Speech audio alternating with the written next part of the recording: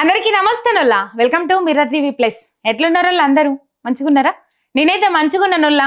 మీ కొరకు వీళ్ళొక మంచి గెస్ట్ను పట్టుకొని వచ్చిన మంచి ముచ్చట్లు మాట్లాడిపించేటందుకు రైట్.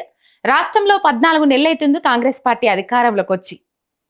ఏం నడుస్తుందంటే రేవంత్ రెడ్డి ఢిల్లీ టూర్లు, రైతుల ఆత్మహత్యలు, గురుకుల పిల్లల ఫుడ్ పాయిజన్లు, రైతు బంధు కోసం, రైతు భరోసా కోసం రోడ్లెక్కుడు, ప్రభుత్వ ఉద్యోగాల కోసం నిరుద్యోగులు రోడ్లెక్కుడు, రాస్తారోకాలు నిత్యకృత్యమైపోయినాయి రాష్ట్రంలో.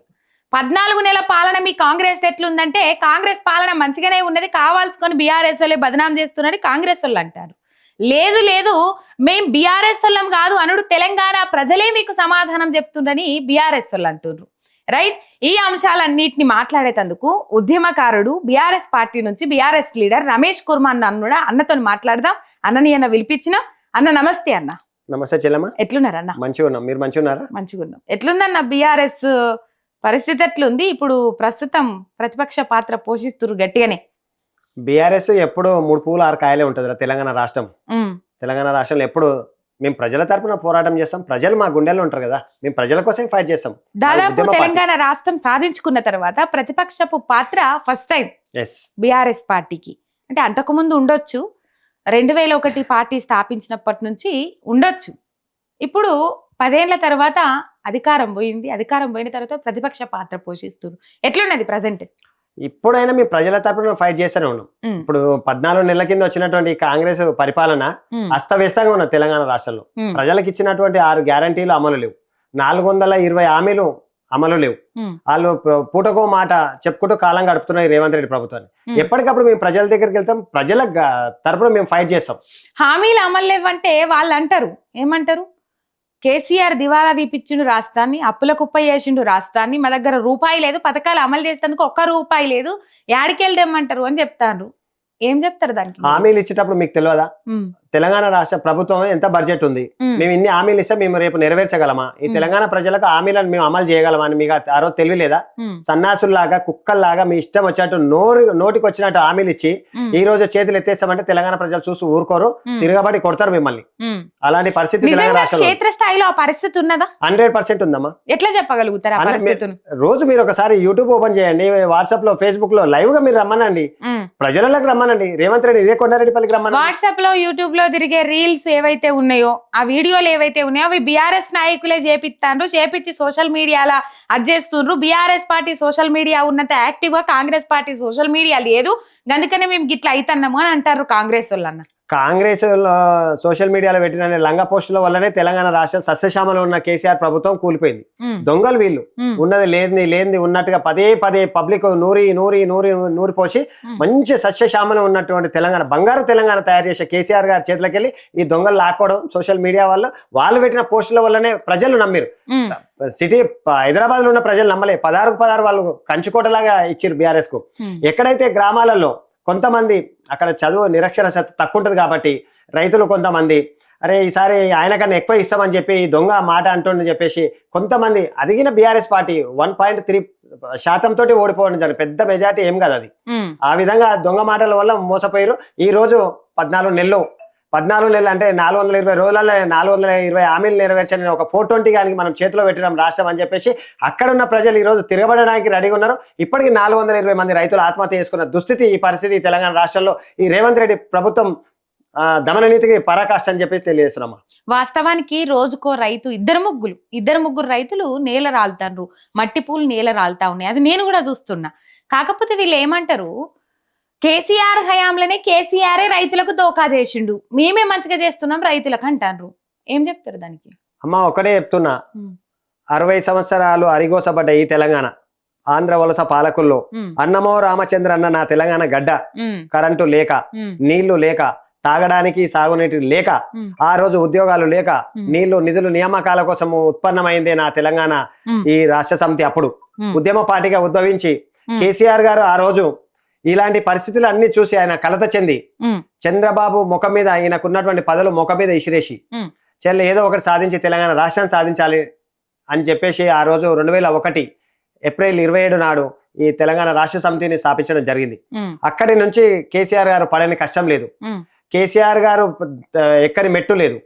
ప్రతి పార్టీ దగ్గరకు ఒక్కటికి 100 సార్లు వెళ్ళి తెలంగాణ రాష్ట్రం మాకు కావాలి, న్యాయబద్ధమైంది, మేము ఈ విధంగా మోసపోయాం, గోసపడుతున్నాం అని చెప్పేసి సెంట్రల్ లో ఉన్నటువంటి 29 పార్టీల దగ్గరికి వెళ్ళి ఒక్కొక్కరి దగ్గర 50 లెటర్లు తీసుకొచ్చి ఆనాడున్న ఈ కాంగ్రెస్ ప్రభుత్వానికి సమర్పించడం జరిగింది.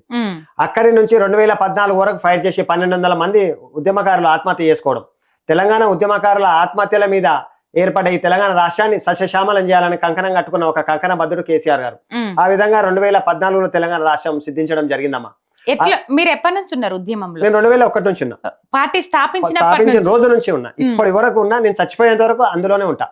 నేను చచ్చిపోయినా కానీ నా శవం మీద పింక్ కండువానే కప్పాలని నా పిల్లలకి నా మాట ఇచ్చిన. నేను కేసీఆర్ అంటే నా ప్రాణం, కేటీఆర్ అన్న హరీష్ అన్న కోసం నేను ఎప్పుడైనా ఎల్లవేళ ఏ చేయడానికి నా పార్టీ కోసం జీవితం. ఎంతో మంది నన్ను ప్రలోభ పెట్టారు, బీజేపీలు గానీ టీడీపీ కాంగ్రెస్ వాళ్ళు గానీ, నీకు 20 లక్షలు ఇస్తాం 30 లక్షలు ఇస్తాం అని చెప్పేసి 30 లక్షలకు ముట్టుకునేంత దుర్మార్గమైన పరిస్థితి బతకడం ఎందుకని చెప్పేసి ఆ పార్టీ కోసం ఆహార్నిశాలు కష్టపడడానికి ఆ పార్టీ ఉద్యమకారులను గుర్తిస్తుందమ్మా. చాలా మందికి మేలు చేస్తుంది. ఉద్యమకారులను గుర్తింపు లేదు ఉద్యమకారులకు అంటారు కదా కాంగ్రెస్ నాయకులు. కాంగ్రెస్ నాయకులు ఇప్పుడు ఉద్యమకారులకు 250 గజాలు ప్లాట్ ఇస్తామన్నారు, నెలకు 25,000 పింఛన్ ఇస్తామన్నారు. ఏది మరి ఉద్యమకారు? ఏది లేదు కదా. ఉద్యమకారులకు గుర్తించాక నిన్న మొన్న అందరి ఎమ్మెల్యేల దగ్గర మా తెలంగాణ ఉద్యమకారుల ఫోరం తరఫున డాక్టర్ చీమ శ్రీనివాస్ గారు ప్రతి ఎమ్మెల్యేని ప్రతి మినిస్టర్ని కలుస్తున్నారు. ఇచ్చిన హామీలు నీటి మూటలు అయిపోయినాయి. ఎక్కడ పోయింది మరి? ఉద్యమకారులని లేవనెత్తిరు ఆ రోజు, కేసీఆర్ ఏం చేయాలి అని చెప్పేసి. నిరుద్యోగులను లేవనెత్తిరు మీరు. ఈ రోజు నిరుద్యోగులు రోడ్డు మీదకి వస్తే లాఠీ చార్జ్ చేస్తున్నారు మీరు. మొన్న అంటే ఆశా వర్కర్లు, అంగన్వాడీ వర్కర్లు వస్తే ఆడవాళ్ళని చూడకుండా నిర్దాక్ష్యంగా రక్తాలు వచ్చేటట్టు కొట్టిరు మీరు. ఇది రాక్షస పరిపాలన సాగుతుందమ్మా తెలంగాణ గడ్డ మీద. ఎట్లుండే 2001 నుంచి 2014 దాకా తెలంగాణ పరిస్థితి ఎట్లుండే? 2014 నుంచి 2023 అధికారం కోల్పోయేదాకా ఎట్లుండే? ఇప్పుడు ఈ 14 నెలల కాంగ్రెస్ పాలన ఎట్లున్నది? ఏం చెప్తారు? 2001 నుంచి 2014 వరకు కరెంటు లేదు తెలంగాణలో. రైతులు రోజు ఆత్మహత్యలే. భారతదేశ చరిత్రలో ఎక్కువ రాష్ట్రాలలో ఆత్మహత్యలు చేసుకున్నది ఏంటంటే తెలంగాణ రాష్ట్రం అని చెప్పేసి ప్రతి పేపర్లలో, టీవీలలో, ఛానళ్లలో చూసాం బాగా. ఆనాడు రైతులకు కరెంటు కావాలని చెప్పేసి బషీర్బాగ్ లో ధర్నా చేసే ఈ నియంత చంద్రబాబు నాయుడు కుక్కలం కాల్చి 6 మంది రైతులని చంపిన చరిత్ర వాళ్ళది. అక్కడి నుంచి ఈ విధంగా దుర్భరమైనటువంటి స్థితి నుంచి తెలంగాణ ఒక్కొక్క మెట్టు ఎక్కుకుంటూ 2014 తర్వాత బాబు గారు ఒకటే ఆలోచించారు, కేసీఆర్ గారు. తెలంగాణ రాష్ట్రానికి కావాల్సింది ముఖ్యంగా 4 ఉన్నాయని చెప్పేసి ఆలోచించి నీళ్లు, నిధులు, నియామకాలు, రైతుల బాగోగులని ఆలోచించి కరెంటు వచ్చిన 6 నెలలనే ఇదే కిరణ్ కుమార్ రెడ్డి నిండు సభలో అసెంబ్లీలో చెప్పాడు. హరీష్ రావు గారు, ఈటల రాజేందర్ మాట్లాడితే తెలంగాణకు 1 రూపాయికి నియమం ఏం చేసుకుంటారో చేసుకోపోరని చెప్పేసి. తెలంగాణ రాష్ట్రంలో కరెంటు తీగల మీద బట్టలు ఆరేసుకోరని చెప్పిన కుక్కలు వీళ్ళు. అలాంటివన్నీ బాబు మైండ్ లో పెట్టుకుని ఎట్లయినా సరే తెలంగాణ వచ్చింది, నా రైతాంగాన్ని కాపాడుకోవాల్సిన, కడుపులో పెట్టి కాపాడుకోవాల్సిన బాధ్యత నా మీద ఉంది ఒక ఉద్యమకారుడిగా అని చెప్పేసి ఆనాడు 6 నెలల్లోనే వచ్చిన 6 నెలల్లోనే 24 గంటలు కరెంట్ ఇచ్చిన ఘన చరిత్ర ఈ భారతదేశంలో ఏ మొగోడు ఇయ్యలేదమ్మా, ఒక కేసీఆర్ గారు ఇవ్వడం జరిగింది. రైతులకు పెట్టుబడి మనం ఎందుకంటే మన దక్కన్ పీఠభూములు కాబట్టి మనం చాలా గడ్డ మీద ఉంటాం కాబట్టి ఒక్కొక్క రైతు 10 బోర్లు వేసి 1000 ఫీట్లు వేసిన నీళ్లు పడవమ్మా ఈ తెలంగాణ గడ్డ మీద. ఒక్కొక్క రైతు 10 వేసి ఆత్మహత్యలు చేసుకున్నారు. రాత్రనగా, పగలనగా, ఎండనగా, వాననగా, నీడనగా, నిప్పనగా, కరెంటు షాట్లకు, పాము కాట్లకు గురైన తెలంగాణ రైతులు రోజుకు 100 మంది చనిపోయిన చరిత్ర ఉన్న ఈ గడ్డ మీద కలత చెంది నా బాపు ఇలాంటి చరిత్ర నుంచి చరిత్ర మార్చాలని మరో కోనసీమగా తయారు చేసిండు 10 సంవత్సరాల తెలంగాణ రాష్ట్రాన్ని. ఎక్కడి నుంచి దాపరించిందో ఈ కాంగ్రెస్ ప్రభుత్వం 14 నెలల్లోనే ఈ రోజు రైతుల ఆత్మహత్యలు, ఊర్లలో కరెంటు లేదు, వాళ్ళకి ఇస్తున్నటువంటి ఏవి లేవు, రైతు బంధు లేదు, రైతు బీమా లేదు, ఆయన ఇస్తున్నటువంటి 6 గ్యారంటీలు లేవు, 420 హామీలు ఇచ్చారు ఈ 420 గాలు, అన్ని 420 హామీలే, ఏది ఒక్కటికి అమలు లేదు. రైతు భరోసా వేస్తురట కదా నిన్నయ్యాల వేస్తురంట కానీ ఎవరికి పడట్లేదు కదా. అని చెప్పి ఆయన టంటన్ అన్న టింటిన్ లేదు, ఏది లేదు. దాదాపు 3 లక్షల కేసీఆర్ అప్పుడు 11 విడతలు 72,000 కోట్లు. కరోనా అప్పుడు కూడా ఆపకుండా చేసినామని చెప్తారు రైతులు కూడా తీసుకున్నారు. అయితే ఇప్పుడు దాదాపు 3,94,000 మంది రైతులకు కోతలు విధించిరట, రైతు భరోసా పైసలు ఎగ్గొట్టిరట. ఏం చెప్తారు కాంగ్రెస్ సర్కార్కి ఈ అంశం? అసలు కాంగ్రెస్ భారతదేశ చరిత్ర నుంచి స్వతంత్రం వచ్చేప్పటి నుంచి ఇప్పటి వరకు కాంగ్రెస్ ఈ ప్రభుత్వం ఏ రాష్ట్రంలో ఉన్న రైతులకు ఏ 1% పనిచేయదు. రైతులను ఏంటంటే మభ్య పెట్టడం, మాటలు చెప్పడం, హామీలు ఇవ్వడం, కాలం గడుపుకోవడం, వాళ్ళ సీటు మీదకి రావడం, వాళ్ళు ఏంటంటే కాంగ్రెస్ ఎక్కడైనా చూడండి మీరు, వాళ్ళు అవినీతితోటి సొమ్ము సంపాదించుకోవాలి, అవినీతి మూటల్లో ఢిల్లీకి మోయాలి. వాళ్ళకి అంతే ఉంటుంది. రైతులకు వాళ్ళు ఏం చేయరు. ఇదిగిన ఇప్పుడు కలిబోలి మాటలే, రేపేస్తున్నాం మాపేస్తున్నాం, రాత్రి 12 గంటలకు 26 జనవరి రోజున రాత్రి 12 గంటలకు మీకు టిన్ అని వస్తారు. టిన్ లేదు, టంటన్ లేదు. అది రేవంత్ రెడ్డి ఫోన్ కింద టిన్ అని మోగిందేమో కానీ ఇప్పటి వరకు రైతులకు ఎవరు అకౌంట్లో లేవు. అలా హామీలు అన్ని నీటి బూటలు అయిపోయినాయి తెలంగాణ రాష్ట్రంలో. రైతులు మోసపోతున్నారు, రైతులు గోసపడుతున్నారు. ఈ రోజు కరెంటు లేదు, ఇవి ఫిబ్రవరిలోనే ఉన్నాం, ఇంకా ఏప్రిల్ మే వస్తే కరెంట్ అసలు ఏ పరిస్థితి ఉంటుందో. పాలకుడు సరిగ్గా లేడు కదా. పాలకుడు రాజు కరెక్ట్ ఉంటే రాజ్యం మంచిగా ఉంటది. రాజే లేడీడా, రాజే ఒక దొంగ, ఒక 420 సూట్ కేసులు మోసే ఒక దొంగ. అలాంటి అయినా ఈ తెలంగాణ ప్రజలకు ఏం న్యాయం చేస్తాడు? అలాంటి పరిస్థితిలో ఈ దుస్థితిలో తెలంగాణ రాష్ట్రం ఉందమ్మా. రైట్, ఇప్పటి పరిస్థితులు మాట్లాడుకుందాం మనము. రేవంత్ రెడ్డి ఢిల్లీకి పోయిండు, కేబినెట్ విస్తరణ అన్నారు. విస్తరణ చేస్తారేమో అని చెప్పేసి ఎదురు చూసినాం. సావు కబురు సల్లగా నిన్న విస్తరణ లేదు, దాని మీద మాట్లాడలేదు అని చెప్పేసి రాహుల్ గాంధీ అపాయింట్మెంట్ ఇవ్వలేదని గాంధీ భవన్ వర్గాలే చెప్తున్నాయి. లేదు నేనే రాహుల్ గాంధీని అపాయింట్మెంట్ అడగలే, అసలు మా మధ్యలో సత్సంబంధాలే ఉన్నాయి, రోజు మేము ఫోన్లు మాట్లాడుకుంటున్నాం అని రేవంత్ రెడ్డి చెప్తాడు. కానీ వాళ్ళేమో అట్లా చెప్తారు. ఈ అంశాన్ని ఎట్లా చూడొచ్చు మనం? ఈయనకు అసలు అపాయింట్మెంట్ ఇవ్వలేదు, రాహుల్ గాంధీ ఇవ్వలేదు, ప్రియాంక గాంధీకి ఇవ్వలేదు. అది నిత్య సత్యం. లేరంటారు. ఈయన దొంగ పరిపాలన, ఆయన నియంత పరిపాలన సాగిస్తుంది కదా, ఆయన ఇష్టారాజ్యంగా వ్యవహరిస్తున్నాడు కదా. ఇప్పుడు ఒకటి నేషనల్ పార్టీలకు మా రాష్ట్ర పార్టీలకు ఎట్లా తేడా ఉంటుంది అంటే, ప్రాంతీయ పార్టీ గెలిస్తే ముఖ్యమంత్రి అన్నట్టు మన ప్రాంతీయ పార్టీ వాడే ఉంటాడు, నిర్ణయాలన్నీ ఇక్కడే తీసుకుంటాడు. ఇది నేషనల్ పార్టీలు, ఈ వీళ్ళు పోయి వాళ్ళని రిక్వెస్ట్ చేయాలి, మేము ఒక పథకం ప్రవేశపెడుతున్నాము, దీనికి హామీ ఇవ్వండి అంటే, హామీ ఇవ్వంటే నిధులు ఏడున్నారు అవి అంటే వీళ్ళు నోరు మూసుకొని ఫ్లైట్ ఎక్కి రావాల్సిన పరిస్థితి ఉంటుంది. అందుకే దయచేసి నేను తెలంగాణ ప్రజలు మరోసారి కోరేది అంటే, మీరు ఎప్పుడు ఎక్కడ ఎంత కష్టం వచ్చినా నష్టం వచ్చినా ప్రాంతీయ పార్టీలకు ఓటేయండి. మీకు అండగా బీఆర్ఎస్ పార్టీ ఉంటుంది. రేపు రాబోయే రోజులలో మళ్ళీ బీఆర్ఎస్ పార్టీ అఖండ మెజార్టీతో గెలుస్తుంది. తెలంగాణ రాష్ట్రాన్ని మళ్ళీ సస్యశ్యామలం చేసేది బీఆర్ఎస్ పార్టీ.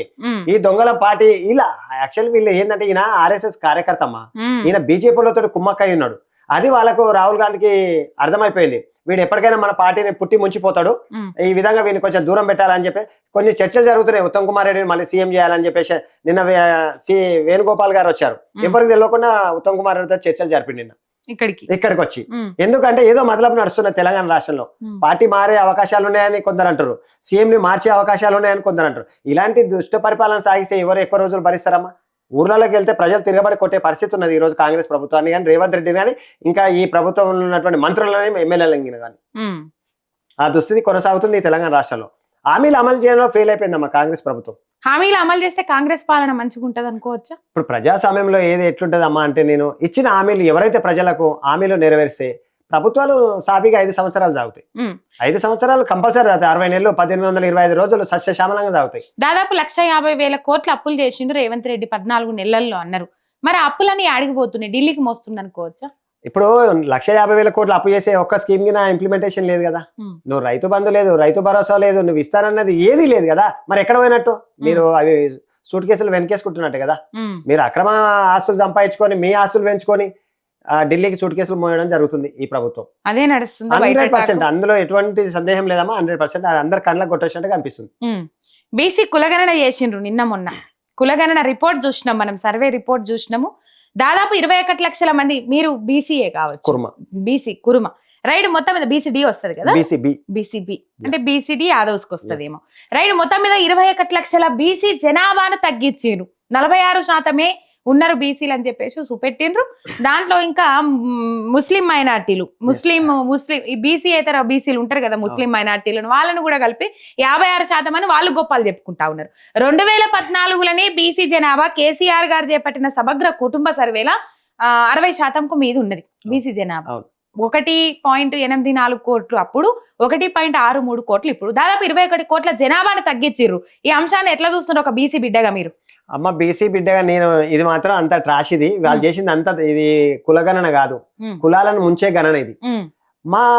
మేము కుర్మలము తెలంగాణ రాష్ట్రంలో 33 జిల్లాలో మేము మినిమం ఒక 30 నుంచి 40 లక్షల మంది ఉంటాం. ఓన్లీ కుర్మ సామాజిక వర్గమే, గొల్ల కాకుండా, యాదవులు కాకుండా. అసలు మా పేరే లేదు అందులో. మా 40 లక్షల మంది ఎక్కడ పోయారు? తెలంగాణ గడ్డమే మేము పుట్టలేదా?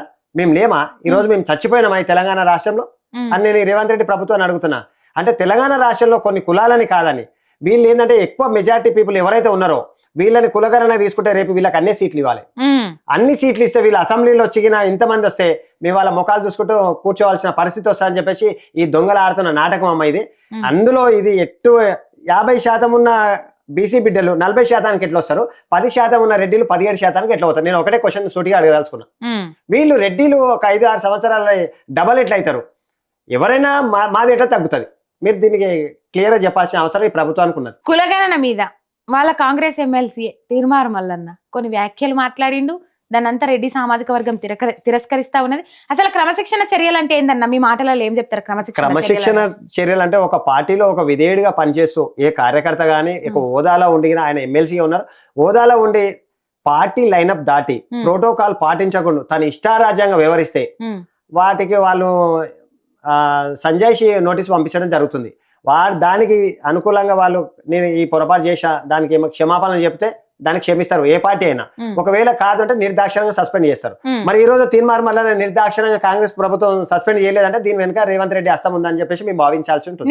నిన్న ఎల్లారెడ్డికి సంబంధించి సుభాష్ రెడ్డి కాంగ్రెస్ నేత ఆయన పార్టీ విధానాలకు వ్యతిరేకంగా పోతుండని సస్పెండ్ ఆర్డర్స్ పాస్ చేసిరట. మరి తీర్మార్ మల్లన్న కూడా చేసి వ్యాఖ్యలు చేసి చాలా రోజులైతుంది. ఒక రెడ్డి సామాజిక వర్గానికి చెందిన ముఖ్యమంత్రి స్పందిస్తలేడు ఇంతవరకు. ఎట్లా చూస్తారు? అది రేవంత్ రెడ్డి వదిలిన బాణం అమ్మది. తీర్మార్ మల్లన్న రేవంత్ రెడ్డి వదిలిన బాణం. ఎందుకంటే రేపు రాబోయే భవిష్యత్తులో అసలు ఈయన ఏ పార్టీలు ఉంటాడు ఏమైపోతుంది అనేది తెలియదు. రేవంత్ రెడ్డి అయోమయంలో ఉన్నాడు. రేపు చంద్రబాబు నాయుడు మళ్ళీ ఇక్కడ తెలంగాణ గడ్డ మీద మళ్ళీ టీడీపీని పుంజుకోవాలని చెప్పేసి ఒక పావులు కదుపుతున్నాడు. దానికి అధినేత అవుతాడా? ఇది నేషనల్ పార్టీ, ఇందులో నేను ఉంటానా లేదా? ఈ రోజు తెలంగాణ రాష్ట్రాన్ని మొత్తం పరిపాలిస్తున్నది ఎవరు? తెర వెనుక చంద్రబాబు నాయుడు, తెర ముందు శిష్యుడు, తెర వెనుక గురువు నడుస్తున్నది ఈడ. అంతే. తెలంగాణ రాష్ట్రాన్ని అస్తిత్వ పరిస్థితి ఏమైతుందంటే ఇక్కడ ఉన్నటువంటి ఇన్వెస్టర్లు కానీ బిల్డర్లు కానీ ఇదంతా ఆంధ్రప్రదేశ్కి వస్తుంది, అక్కడ డెవలప్ కావచ్చు. ఇది రిటర్న్ గిఫ్ట్ కేసీఆర్ కి ఇస్తానే చంద్రబాబు నాయుడు కలలుగా అంటాడు. తెలంగాణ గడ్డ మీద మరో ఒక ఆంధ్రోడు ఎవ్వడు వచ్చినా మళ్ళీ వచ్చి మేము పార్టీలు స్థాపించి మళ్ళీ తెలంగాణ హస్తగతం చేసుకుంటాం అంటే ఇక్కడ తెలంగాణ ఉద్యమకారులు కానీ బీఆర్ఎస్ పార్టీ చూస్తూ ఊరుకోదు. మరో ఉద్యమానికి మేము సిద్ధంగా ఉంటాం. మా తల్లిని ఎవడైతే చేరబట్టిండో వాడిని ఎప్పుడు ఎక్కడికైనా క్షమించాం, అవసరమైతే నడి రోజులు నరుకుతాం అని చెప్పేసి తెలియజేస్తున్నాం అని. అలాంటి పరిస్థితి ఉంటది తెలంగాణ గడ్డ మీద. ఇవన్నీ వీళ్ళు చేస్తున్న నాటకాలన్నీ తెలంగాణ సమాజం గ్రహిస్తుంది. వీళ్ళకి ఏదో ఓ రోజు కర్రు కాల్చి వాత పెట్టే సమయం వస్తుందని చెప్పేసి మీకు తెలియజేస్తున్నాం. మొత్తం ఇది 14 నెలల పాలనలా ఏం చెప్తారు రేవంత్ రెడ్డికి? మొత్తం ఏ విధంగా చెప్తారు? ఏ విధంగా చెప్పదలుచుకున్నారు మీరు? తెలంగాణ రాష్ట్రం 14 నెలలు ఏర్పడ్డది. ఈయన ఎలక్షన్ల ముందు ప్రతి నియోజకవర్గానికి వెళ్ళి ప్రతి నియోజకవర్గంలో అమ్మవారు టెంపుల్ మీద ఒట్టేసిండు. ప్రతి 33 జిల్లాలలో ఉన్నట్టు 119 కాన్స్టిట్యూన్సీలు తిరిగిన ఈ రేవంత్ రెడ్డి అన్ని దేవుళ్ళ మీద ఒట్టేసినమ్మా, మాకు ఓటేయండి, మేము కేసీఆర్ కన్నా గొప్పగా పరిపాలన చేస్తామని అని చెప్పిండు. మరి ఆ పాపం తగిలిందో ఆ శాపం తగిలిందో రేవంత్ రెడ్డి కానీ ఇప్పటి వరకు ఒక్క హామీ అమలు చేయలేదు, ఒక్క పథకానికి ఇంప్లిమెంటేషన్ 100% చేయలేదు. చేయడిగిన ఎందుకంటే చేసే సత్తా లేదు ఆయనకు. ఆ చేసే వాళ్ళకు చేసే అవకాశాలు ఉన్నా కానీ వాళ్ళు ఏంటంటే ఒకటే లక్ష్యం ఉంటుంది కాంగ్రెస్ వాళ్ళకు, సస్యశ్యామలో ఉన్న తెలంగాణని ఎట్లయినా సర్వనాశనం చేయాలి, ఇక్కడ చంద్రబాబు నాయుడు పాగా వేసే విధంగా మనం ప్లాన్లు చేయాలని వాళ్ళంతా తెర వెనుక ఒక ప్లాన్ తయారవుతుంది ఇక్కడ. అందుకు దీన్ని మేము మాత్రం ఎప్పటికప్పుడు పసిగడుతున్నాం. రాబోయే రోజులలో ఇది ప్రజలలోకి తీసుకుపోతాం. రేపు రాబోయే రోజులలో బీఆర్ఎస్ చాలా వరకు గ్రామాన మా బాబుగిన మొన్ననే అన్నాడు ఫిబ్రవరిలో మరి బహిరంగ సభ పెడతామని.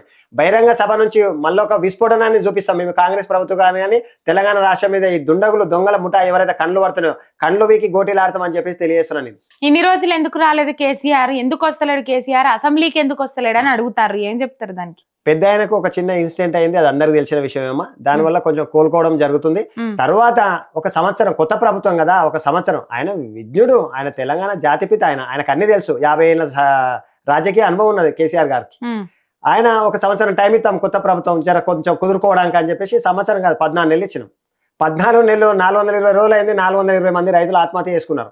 ఇప్పటికైనా చెల్లెలం లేని ఈ ప్రభుత్వాన్ని ఇంకా చూస్తూ కూర్చోడు బాపు.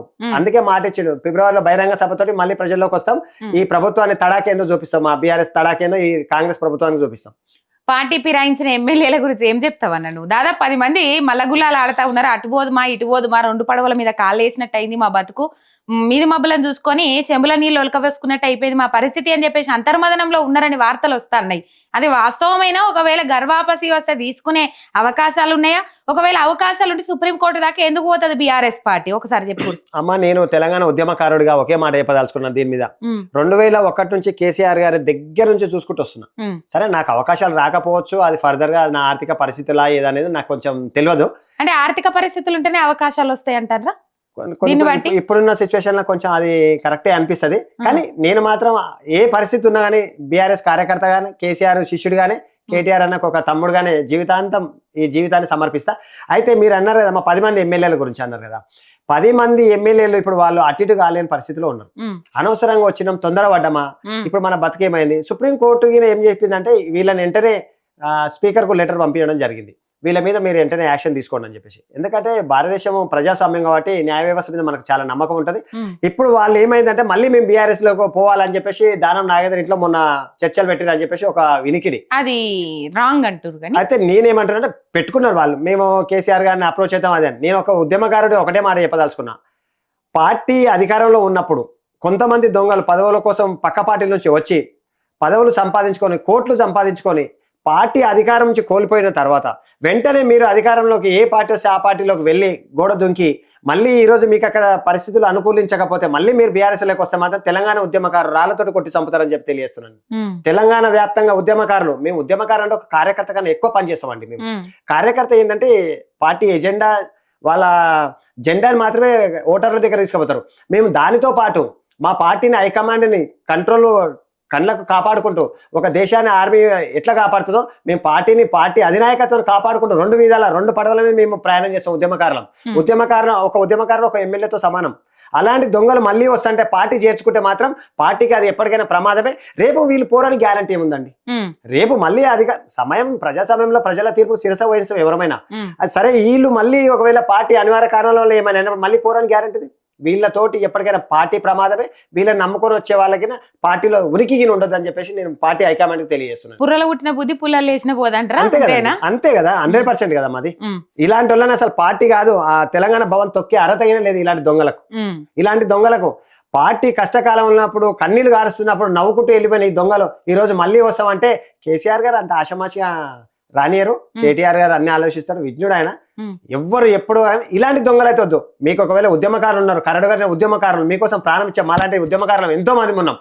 మాకు టికెట్లు ఇచ్చి గెలిపేయండి, జీవితాంతం మీకు రుణపడి ఉంటాం, పార్టీకి సేవ చేస్తాం. తెలంగాణ గడ్డ మీద పుట్టిన ప్రతి బిడ్డకు సేవ చేస్తాం మన పార్టీ తరఫున. మన పార్టీని ఇంకా గొప్పగా మేము రేపు రాబోయే రోజులలో తెలంగాణ వ్యాప్తంగా మీ పేరు చెప్పుకొని మా గురువు అని చెప్పుకుంటూ మేము పార్టీని ఇంకా గొప్పగా ముందుకు తీసుకుపోవడానికి మాకు అవకాశాలు ఉంటాయి. మేము 25 సంవత్సరాలు పార్టీకి సేవ చేస్తున్నాం అండి. నిన్నగా మొన్న వచ్చిన వాళ్ళని మీరు పార్టీ టికెట్లు ఇచ్చి వాళ్ళని గెలిపించుకుంటే వాళ్ళు మన సమయాన్ని చూసి అది నుంచి దెబ్బ కొట్టిన దొంగలు వాళ్ళు. అలాంటి వాళ్ళు కాదు, ఉద్యమకారులు చాలా మంది ఉన్నారండి. ఇంకా ఇప్పుడు లైవ్ లో లేని వాళ్ళు చాలా మంది ఉన్నారు. కరడు కట్టిన ఉద్యమకారులు, పార్టీ కోసం ఒక ఉగ్రవాది లాగా పనిచేసేవాళ్ళు. మేము కష్ట నష్టాలు అన్నం తినకుండా పార్టీలు ఎక్కడ ఏ పిలిపించినా అని 2001 ఒకసారి ఉద్యమం రోజులను యాడ్ చేసుకుందామా? 2001 నుంచి 2014 దాకా. అన్న మీది ఏ ఊరన్నా? మాది షాద్నగర్ కాన్స్టెన్సీ అమ్మ, కేశంపేట మండల్, కాక్నూర్ విలేజ్ మాది. మేము కుర్మ, నా పేరు రమేష్ కుర్మ. మీ పేరేం? రమేష్ కుమార్. సీమల రమేష్ కుర్మ. మీ డాడీ పేరు? మా డాడీ పేరు సీమల సాయన్న. మా డాడీ ఆర్మీ కమాండో. తను వర్షంలో పిడివాడు చనిపోయాడు. హాలిడేస్ లో ఊరికి రావడం జరిగిందమ్మా. తను వర్షంలో పిడివాడు చనిపోయింది. ఊరికి వచ్చినాక పొలం కాడికి పోయి ఇంటికి వస్తుంటే పడ్డది కమాండో. డాడీ అప్పుడు హాలిడేస్ లో వచ్చిండు. మేమిద్దరం అన్నదమ్ములం, సీమల శ్రీనివాస్ కుర్మ, సీమల రమేష్ కుర్మ. మా కేశపేట మండలంలో ఇంచుమించు ఎవరైనా గుర్తుపడతారు. మా ఎమ్మెల్యే సాబ్ అంజయ్ యాదవ్ గాని, ఇప్పుడున్న ఎమ్మెల్సీ నవీన్ అన్న గాని, ఇప్పుడు అధికారంలో ఉన్న ఈర్లపల్లి శంకర్ కి తెలుసు.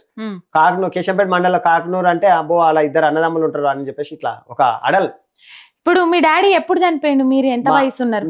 నాది డేట్ ఆఫ్ బర్త్ 76 అమ్మా. మా నాన్న నేను 3 సంవత్సరాలు 79 లో చనిపోయారు. 3 సంవత్సరాలు. అప్పుడు ఎందుకు ఈ ఉద్యమంలోకి రావాలనిపించింది? ఉద్యమ భావజాలాలు ఎందుకు వచ్చినాయి మీకు? నేను అంటే 2001లో మీరు ఉద్యమంలోకి వచ్చారు కదా, అప్పుడు ఎన్నేళ్ళు మీకు? 2008. ఇప్పుడు నాది 47 అమ్మ నాది. నేను ఒకటే చెప్తాను, రాజకీయాలకు వచ్చానంటే ఎన్టీ రామారావు గారు కల్వకుర్తి కాన్స్టెన్సీలో చిత్తరంజన్ దాస్ మీద ఎమ్మెల్యేగా పోటీ చేయడానికి వచ్చిండమ్మా. అప్పుడు నా వయసు 12 సంవత్సరాలు. 76 నుంచి 1 దాకా అంటే ఎప్పుడు? 12 సంవత్సరాలు. నేను అప్పుడు 10 నుంచి 12 సంవత్సరాలు ఉంటా. 85 లో వచ్చిండు ఆయన. 85 లో చిత్తరంజన్ దాస్ పోటీ చేశాడు. హిందూపూర్ నుంచి కల్వకుర్తి నుంచి పోటీ చేయడం జరిగింది. అయితే ఆ రోజు నేను అనుకోకుండా నేను ఆమన్గల్కు సినిమా చూడడానికి వచ్చిన. నేను సరే ఎన్టీ రామారావు వస్తుందంటే సరే అని వెళ్దామని వెళ్ళా. సరే హెలికాప్టర్ వచ్చింది. తను అక్కడ నుంచి జామకాయలు వేసాడు ఇట్లా. నేను కొంచెం బక్క ఉన్న హైట్ ఉన్నా కాబట్టి నేను ఇట్లా పట్టుకుంటా. అయితే దొరకడం వల్ల నేను అనుకున్నా, ఆ రాజకీయ నాయకులు అయితే ఈ విధంగా ఇంత పవర్ ఉంటుందా, సమాజాన్ని ఇట్లా ఏలగలొచ్చా అని ఆ రోజే నాకు ఒక మైండ్ లో పడింది. అది జీవితంలో రాజకీయ నాయకుడు కావాలి, ప్రజాసేవ చేయాలని. ఆ రోజు ఎన్టీ రామారావు గారు చిత్తరంజన్ దాస్ చేతిలో 4700 ఓట్లతో ఓడిపోవడం జరిగింది. అప్పుడు చిత్తరంజన్ దాస్ కి ఇదే కాంగ్రెస్ గవర్నమెంట్ రవాణా శాఖ మంత్రి ఇవ్వడం జరిగింది. అక్కడి నుంచి నేను బీజేపీలో కొన్నాళ్ళు జెండా మోయడం జరిగింది, టీడీపీలో కొన్నాళ్ళు జెండా మోయడం జరిగింది. ఇక మా బాపు తెలంగాణ కింగ్ టైగర్, ఉమ్, ఈ భారతదేశానికి ఒక దిక్సూచిలా ఉన్న ఉమ్, మా కేసీఆర్ గారు 2000 నుంచి ఉద్యమాలు స్టార్ట్ చేయడం జరిగింది.